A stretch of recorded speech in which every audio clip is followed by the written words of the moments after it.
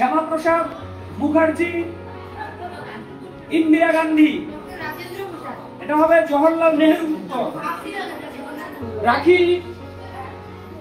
খিলাফত আন্দোলন কবে শুরু হয়? অপশন 1917, 1918, 1919। ছোটবেলাতেই 2 বা 3 বছর বয়সে আমার মা বিনোদা দাস পরলোক গমন করেছিলেন। পরবর্তীতে আমাদের খুব বড় পাটের ব্যবসা ছিল বাবার, সেটা বিপর্যয় হয়। পারিবারিক বিপর্যয় হওয়ার ফলে চিকিৎসার অভাবে আমার চোখটা দৃষ্টিহীন হয়ে যায়। কারণ মা মারা যাওয়ার পরে দেখার লোক ছিল না, ধুলোবালি দিয়ে খেলতে খেলতে আমার চোখটা নষ্ট হয়ে যায়। আমি ক্লাস 2-এ পড়ার সময় আমার বাবার মৃত্যু হয়, বাবা স্বর্গীয় নরেশচন্দ্র দাস। মাধ্যমিক পরীক্ষার পর মনে হয়েছিল পড়াশোনা ছেড়ে দেব, কারণ আর্থিক যোগান আসবে কোত্থেকে। এক সহৃদয় সাংবাদিক, তার নামটাও বলতে অসুবিধা নেই, পত্রিকার নামটা বলছি না, স্বনামধন্য একটি বাংলা পত্রিকায় আমাকে নিয়ে শ্রদ্ধেয় অরবিন্দ ভট্টাচার্য একটা প্রতিবেদন লিখেছিলেন। আর তার ফলে কিছু সহৃদয় মানুষ আমাকে আর্থিক সহযোগিতা করেন।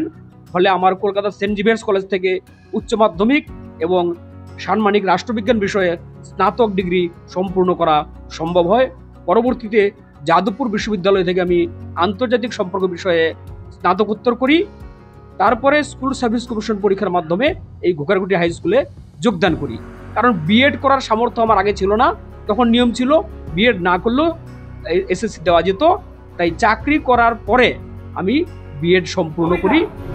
1940 খ্রিস্টাব্দে মোহাম্মদ আলী জিন্না বিজ্ঞানীপত্র প্রদান করেন কোথায়? হ্যাঁ, হয়েছে, এটা অস্বীকার করার কোনো জায়গা নেই।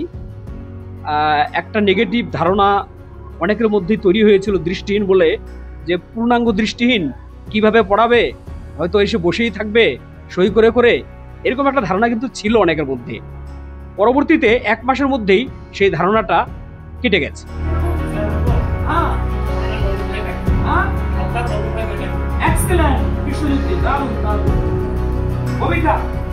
1940 খ্রিস্টাব্দে মোহাম্মদ আলী জিন্না বিজ্ঞানীপত্র প্রদান করেন, মানে স্যার মুখে বলে আর আমরা শুনি। আর যদি কোনো ব্ল্যাকবোর্ডে কোনো লেখার থাকে তাহলে স্যার আমাদের মানে বানানটুকু বলে দেয়, আমরা ব্ল্যাকবোর্ডে গিয়ে লিখি, তারপরে সবাই পুরো ক্লাস দেখে, তারপর লিখে নেয়। আর সহযোগিতা বলতে আমরা ক্লাসের সময় অত বেশি কথা বলি না, স্যার যেটা বলে ওটা আমরা মেনে চলার চেষ্টা করি।